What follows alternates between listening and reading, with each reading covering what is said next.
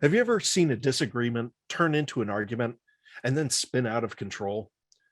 Or or somebody just took the absolute wrong meaning from what you said and then they got really mad about it? And maybe even you lose track of what you're actually arguing about and end up shouting about everything that you're irritated by. In the early 2000s, I was in the Marine Corps and I had just gotten married. At the time, the Corps had a much higher divorce rate than the general population.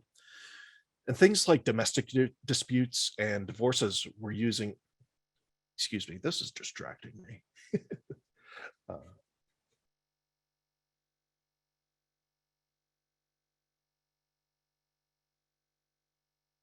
doo, doo, doo.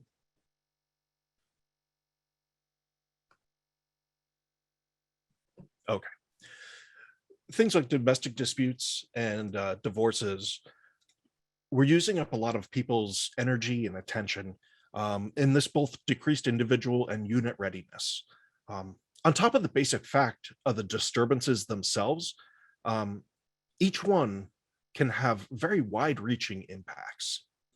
Morale suffers, and people become more difficult to work with. Even normally pleasant people who are cooperative people, their energy is taken up elsewhere.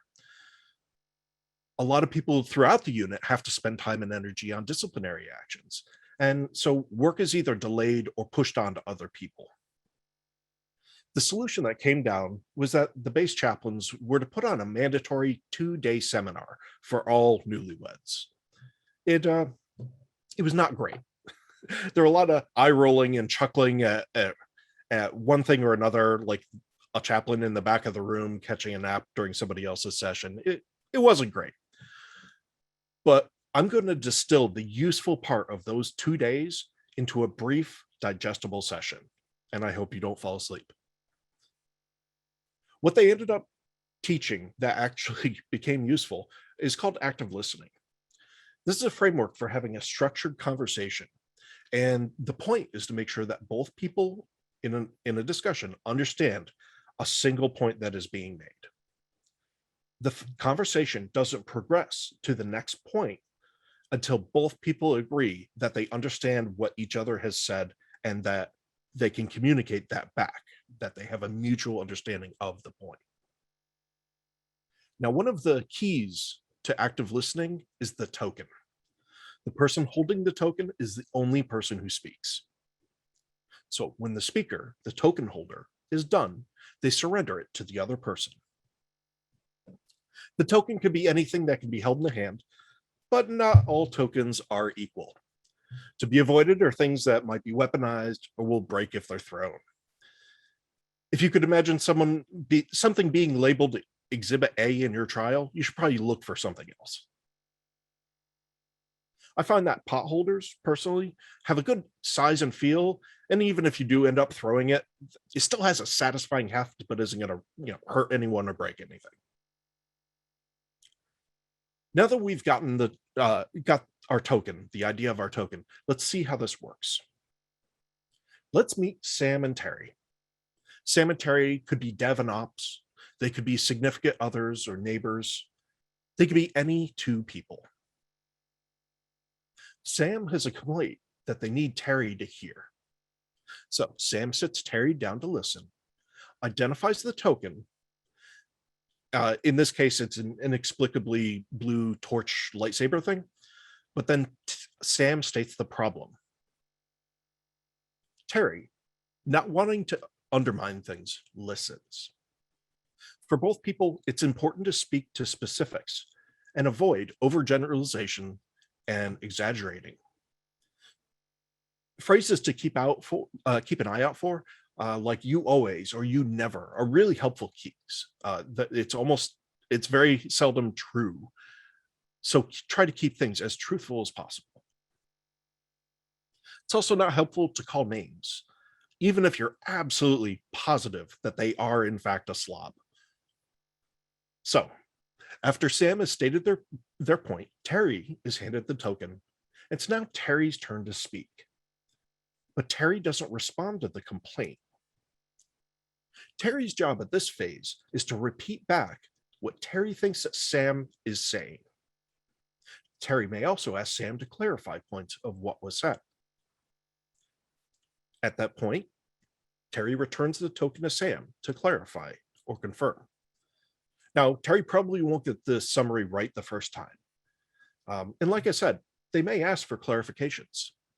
Sam will correct or clarify and then return the token to Terry.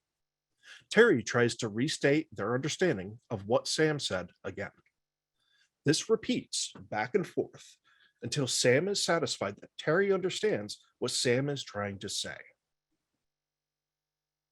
Now that Sam confirms that Terry understands Sam's complaint, Sam again gives the token to Terry. Terry finally gets to respond to the complaint. The token trades hands, and now Sam must paraphrase what Terry has responded with. Terry's now the one to confirm or clarify so that both are sure that Sam understands Terry's position. This repeats back and forth again until everyone has said their piece and agrees that their view has been heard. At this point, the two can start talking about moving towards a resolution. Now, it's been something like 6 slides, and so far each person has made one statement. But due to the back and forth, the statement, restatement, and confirmation, the pace of the argument is kept really low. It's really slow. And this makes it harder for emotions to boil over. This is a slow process, making sure that you're listening and not just waiting to quip. It's a slow process, but that's also a feature of it. By making the role of speaker and listener explicit and grinding the pace way down until you have a confirmation of understanding, it becomes in everyone's best interest to listen and consider what they're hearing. This, however, assumes good intent. We'll come back to that, but briefly, some things to avoid are hyperbole, saying things like always and never, or exaggerating. It's also important to keep things in perspective. You want to avoid broad and overarching statements like you're a slob rather than I want you to put the dirty clothes in the hamper. This is not the time for personal jabs or jokes or sarcasm or snark. It really relies on being sincere and honest.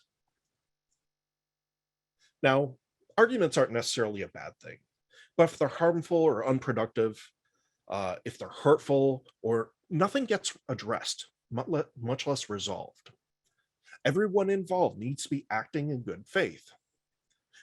See, active listening is very easy to be derailed by a bad actor. And I also like to think that this is a feature rather than a flaw. There are plenty of ways that somebody can be a bad actor, but there's only one way to participate in active listening. Now, sometimes it's a matter of time and place, where it's just a bad time to have this discussion. So you can defer things. It's okay to do that, to set a time and place that is not right in the moment. But if somebody continually refuses to participate, they're telling you something. They are signaling that they don't respect your concerns. So what makes this all work? The biggest thing is slowing down the pace of the argument. And this makes heated escalations less likely. By being assured that you will be heard, people can sit and listen and really absorb what is being said, rather than waiting for the timing for the quips and counters. The other thing that makes this work is ensuring that every point that is being said is understood by both people before moving on to the next. Now, in my life, I found that there are a couple really fun side effects that have come from my wife and I being aware of active listening. Sometimes one of us will walk in the door riled up and just jump into yelling or shouting or aggressive phrases. Now, the side effect is that once they've gone on for a minute or two, it becomes apparent that the problem that they're yelling about doesn't have anything to do with me. At this point, I can stop and ask, are you bitching to me or at me? By this point, we've gotten this far, it's usually a to me, and I can sit, relax, listen, and just respond with appropriately supportive platitudes. How could they? Just completely silly, but it's a way to relax and just enjoy the ride. Another fun outcome, especially for shorter tirades, is after she's said her piece, I can hold up a token, even one of the less recommended ones, and say something like, well, what I'm hearing is that the problem is not me. And this usually goes off pretty well. But both of these are great at diffusing stress, and both of us still feel heard. Now, as fun as quipping is, talking past one another isn't a great way to communicate. See, what we as people usually want is to be heard and understood. So with that, I thank you for your attention. I hope this helps you to go forth and argue better. At this point, I'll take questions if you have them.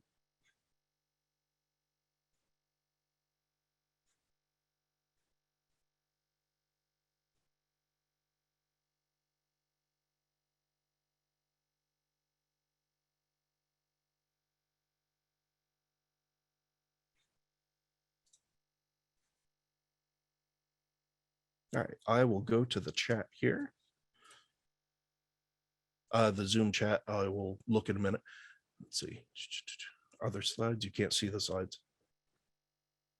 All right, slides are up. Let me go to the Hoova app and see if there's anything in there. Sydney, are you around?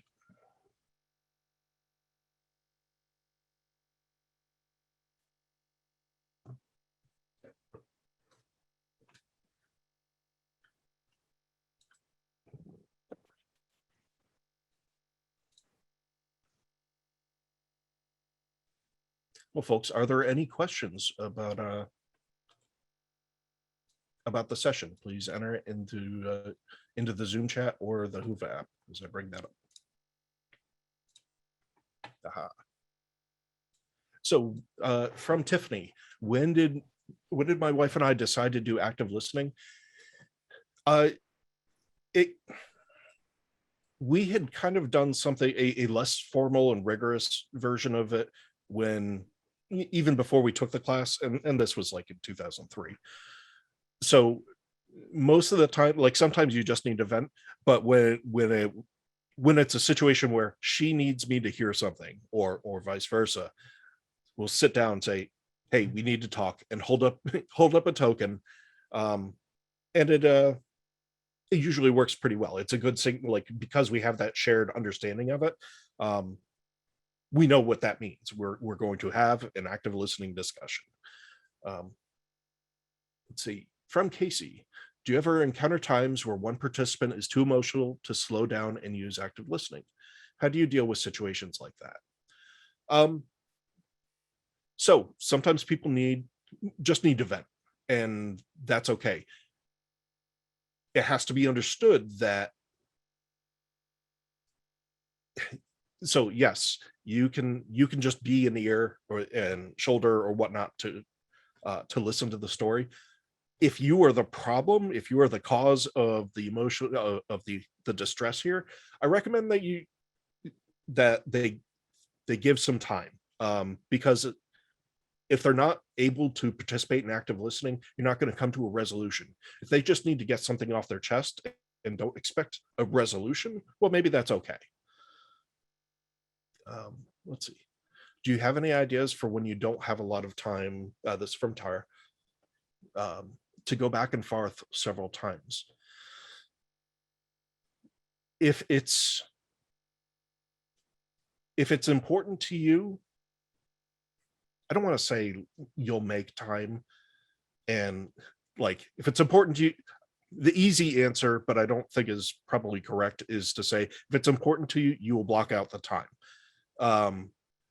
And if the other person respects your opinion and your feelings, they will be willing to make the time, even if it may be difficult to synchronize those. You can try to, depending on your relationship with the person and how much of a shared language,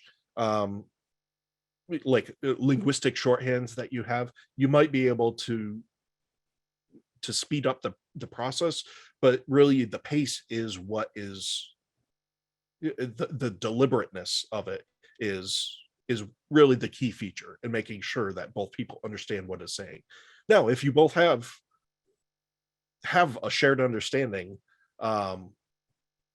that communication will go much better than, say, coworkers who don't spend a lot of time with each other, for instance. I hope that answers your question. Yes, thank you. Oh, wonderful. Let's see. From Amy, is there a point when you have to acknowledge the tension and try to set it aside? Going along with Tara's question, if you're on a deadline, is there any other technique to use?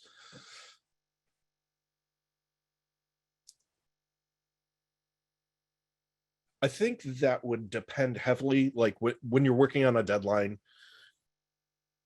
you have to there's a series of decisions that you have to make, whether this is a useful investment of time, it'll help things progress more quickly in the service of that deadline, or if the thing that is bothering you needs to be called out now, whether it can wait till after that deadline.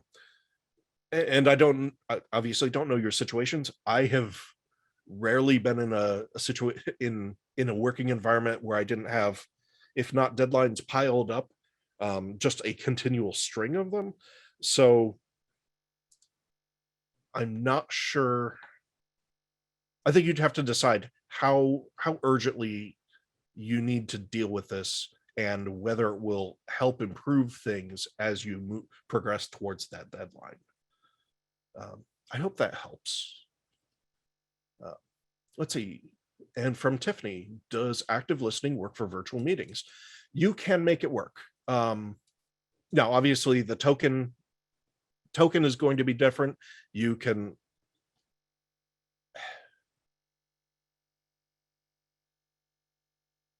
one way you could formalize this is, like, say you're using Zoom, also open up the chat window and have some keystroke to say the token is yours, because that's actually another core thing.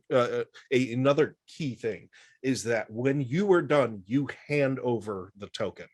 The other person can't take it back, and it's not the person who is holding the item controls the flow. They control the pace, but it goes both ways. No person is at an advantage really in that situation.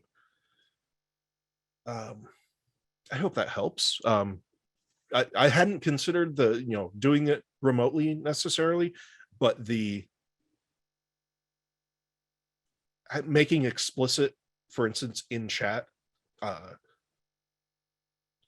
it's a physical action that you have to do to type, and which can be a reasonable analog to handing somebody something. So you may speak, or it's your turn. Let's see. From Shaimal, I hope I'm pronouncing that right. Yeah, that's correct. Sam, you can say Sam. Sam, wonderful. In current work from home conditions, how do you do this? Any suggestions or ideas? Yeah, I think I'm not sure if there's much of a differentiation between that and in virtual meetings. I see those were asked. Do you, Sam? Do you have any?